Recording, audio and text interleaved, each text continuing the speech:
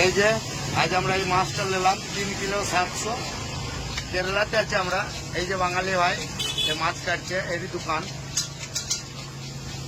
এই যে মাছ এখন ছাড়াইছে, তোমরা দেখে নেবে, কমেন্টে বলবে যে মাছটা কেমন হয়েছে। 3 কিলো 700 করো। এই যে আমাদের মাছ কাটছে,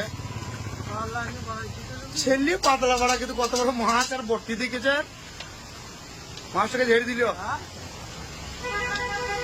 মাছটা কাটছে, মাছ কাটা অবধি তোমাদেরকে দেখাবো।